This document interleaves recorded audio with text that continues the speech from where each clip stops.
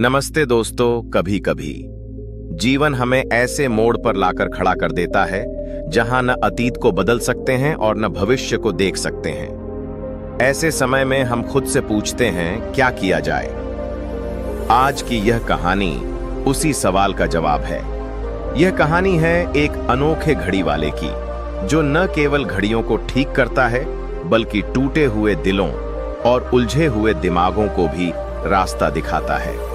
कहानी शुरू करने से पहले आपसे निवेदन है कि हमारे चैनल गॉड्स इंस्पायर्ड एमएस को सब्सक्राइब जरूर कर लें। तो चलिए अब बढ़ते हैं कहानी की ओर। बहुत समय पहले एक छोटे से शांत गांव में एक अनोखा घड़ी वाला रहता था।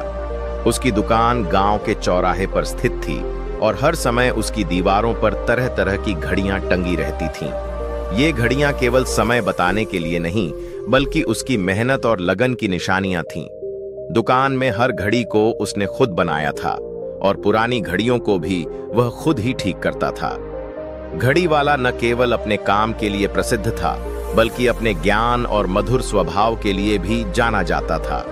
गांव में किसी के भी जीवन में कोई समस्या होती तो वे घड़ी वाले के पास समाधान पाने आते। लोग उसकी बातों से प्रेरित होकर अपने जीवन में नई दिशा पाते थे। हालांकि उसकी एक आदत सबको बहुत हैरान करती थी। वह कभी भी अपने अतीत या भविष्य के बारे में बात नहीं करता था। जब भी कोई उससे उसके अतीत या भविष्य के बारे में पूछता, वह केवल मुस्कुराता और अपनी दुकान में रखी किसी घड़ी की ओर इशारा कर देता। यह रहस्यमय स्वभाव लोगों को उसकी ओर खींचता और हर कोई जानना चाहता था कि वह ऐसा क्यों करता है। एक दिन एक युवक घड़ी वाले की दुकान पर पहुंचा। यह युवक अपने जीवन से परेशान था।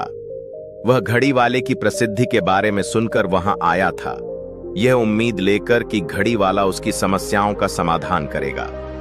युवक ने धीरे से घड़ी वाले से कहा, बाबा, मैं बहुत परेशान हूं। मैं अपनी पुरानी गलतियों को लेकर पछतावा करता रहता हूं और अपने भविष्य को लेकर हमेशा चिंतित रहता हूं। मेरा मन किसी भी काम में नहीं लगता। कृपया मेरी मदद करें। घड़ी वाला कुछ देर तक युवक को ध्यान से देखता रहा। फिर उसने मुस्कुराते हुए कहा, पहले मेरी मदद करो। यह घड़ी लो, यह खराब हो गई है, इसे ठीक करो। युवक हैरानी से बोला, बाबा, मैं घड़ी ठीक करना नहीं जानता, यह तो आपका काम है। घड़ी वाले ने हंसते हुए कहा, कोई बात नहीं, मैं तुम्हें सिखाऊंगा, तुम बस मेरी बातों का पालन करो। युवक ने झिझकते हुए घड़ी को हाथ में लिया। घड़ी बहुत पुरानी और खराब हालत में थी। उसके छोटे छोटे पुर्जे बिखरे हुए थे। घड़ी वाले ने युवक को समझाया कि उसे कौन कौन से हिस्से जोड़ने हैं, कौन से स्क्रू कसने हैं और किस तरह से पुर्जों को वापस जगह पर लगाना है। युवक ने अपनी पूरी कोशिश शुरू कर दी। पहले पहल वह घड़ी को ठीक करने में असमंजस में था, लेकिन जैसे जैसे उसने घड़ी वाले की बातों का पालन किया, उसकी समझ बढ़ती गई। कुछ घंटों की मेहनत के बाद घड़ी पूरी तरह से ठीक हो गई। उसकी सुइयां सही समय बताने लगीं और घड़ी चमकदार और नई जैसी लगने लगी। घड़ी वाले ने मुस्कुराते हुए युवक से कहा, शुक्रिया, तुमने मेरी घड़ी ठीक कर दी। अब तुम्हें कैसा महसूस हो रहा है? युवक ने कहा, मुझे अच्छा लग रहा है, लेकिन बाबा, आपने मेरी समस्या का समाधान अभी तक नहीं बताया। घड़ी वाले ने युवक को बड़े प्यार से समझाया, जब तुमने इस घड़ी को ठीक किया तो क्या तुमने यह सोचा कि यह घड़ी पहले क्यों टूटी थी? युवक ने सिर हिलाते हुए कहा, नहीं बाबा, मैं बस इसे बनाने पर ध्यान केंद्रित कर रहा था। और क्या तुमने यह सोचा कि घड़ी ठीक होने के बाद इसका क्या होगा? युवक ने फिर सिर हिलाया, नहीं, मैं बस इसे ठीक करने में लगा था। यही तुम्हारी समस्या का समाधान है। जब तुमने घड़ी को ठीक किया तब तुम्हारा ध्यान केवल उस घड़ी को सुधारने पर था। तुमने यह चिंता नहीं की कि यह पहले क्यों टूटी और न ही यह सोचा कि इसे ठीक करने के बाद क्या होगा। बस उसी तरह तुम्हें अपने जीवन पर ध्यान केंद्रित करना है। युवक ने चौंकते हुए पूछा, मतलब? भविष्य की ताकत वर्तमान में है। घड़ी वाले ने गंभीर होकर कहा, तुम्हारा जीवन इस समय टूटी हुई घड़ी जैसा है।